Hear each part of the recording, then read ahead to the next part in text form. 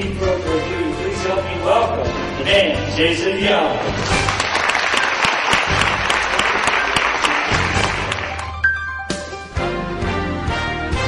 A mission statement or a purpose statement, a vision statement, most of us do. Do you have it memorized? Southwest, we wanted every employee to memorize, because if it's who we say we are, it needs to be a standard of performance. We don't want to just manage to a job description. We want to manage to something higher that we can all commit to. Who in this room would like to see the people that you represent perform at a higher level? Yeah, because that's the stuff that keeps you up at night. And so that's kind of what I was thinking today would be about. Let's talk about how do you really drive profitability? What are some of the leadership principles that you can apply? How do those leadership principles impact culture? So it's going to be a little bit like drinking out of a fire hydrant. I'm just going to throw a lot at you really fast, take in as much as you can. Look for those one or two pearls, those one or two nuggets that are meaningful to you.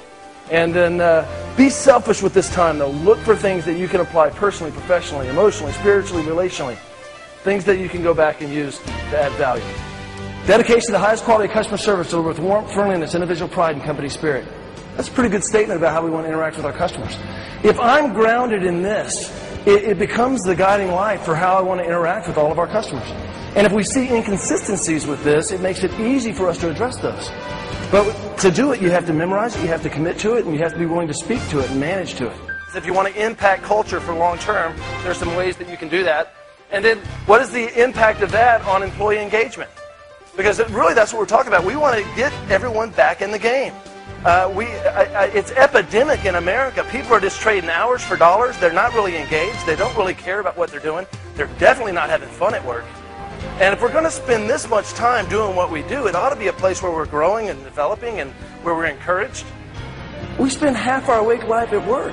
Who do we want to be around? Who do we want to be? Right? I guarantee if you were all walking to a party, you wouldn't do this.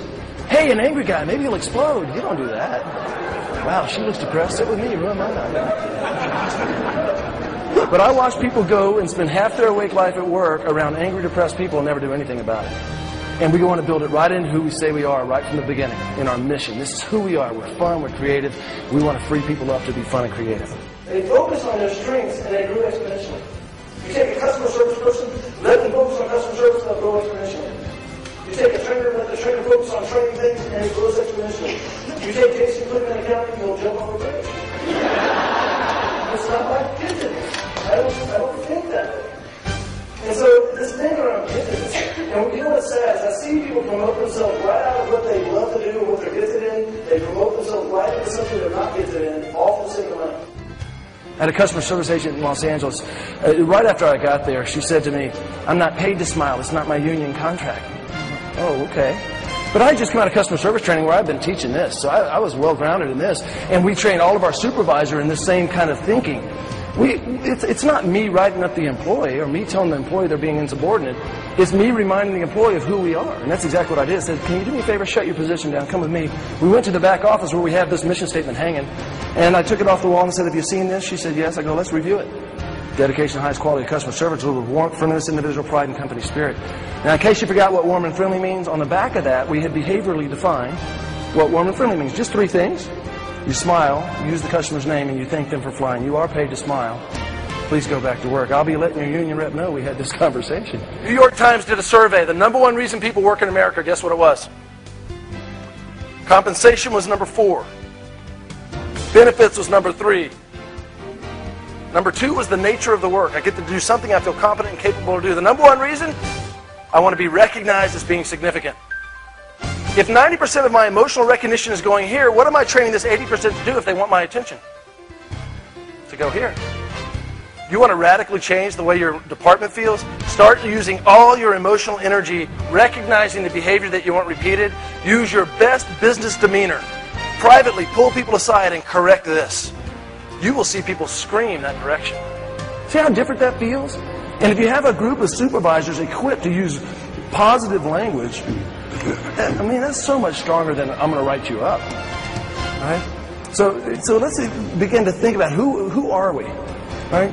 Same is true at home. I have a 5-year-old daughter. She'll climb in the middle of our glass top table to get to the fruit bowl. I'm afraid she's going to fall through. She's built like me.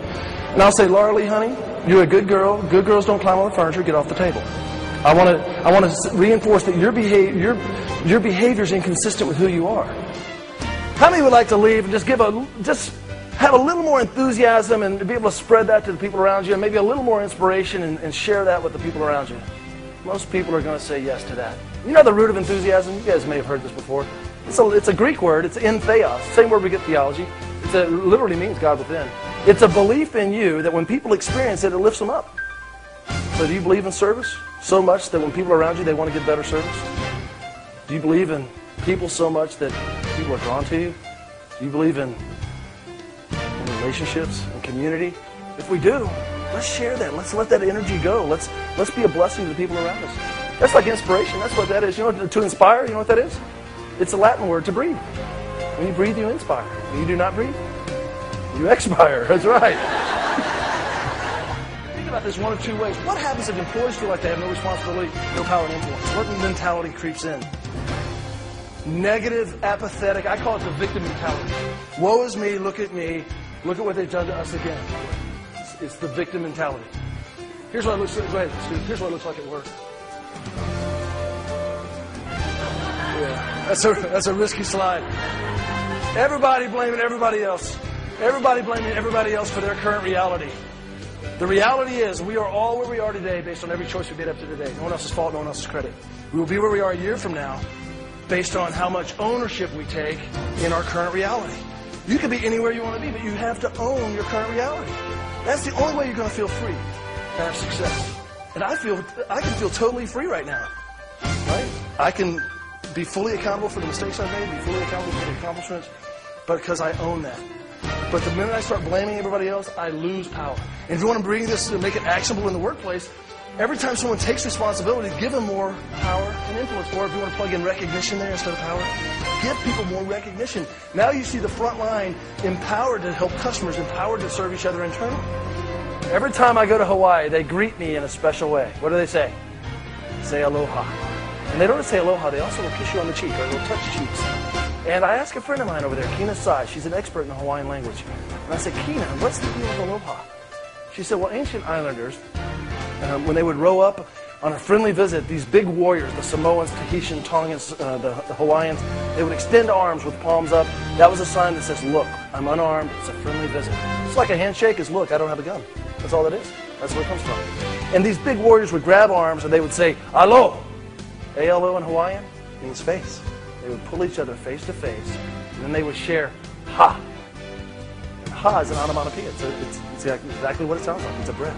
It's an inspiration. They believed if you shared breath, you shared spirit. Isn't that beautiful? It literally means I welcome you with a blessing. I welcome you with my spirit. Right? They say aloha when you leave. There's no formal word for goodbye. They say aloha. I send you away with a blessing. I send you away with my spirit. The word Hawaii is the same root word. Ha-wai. Wai in Hawaiian means water. Hawaii is a place in the water that renews your spirit. A place in the water that brings life. If you guys do nothing leaving here today, just go back and share some ha. And it's no accident, laughter is ha-ha.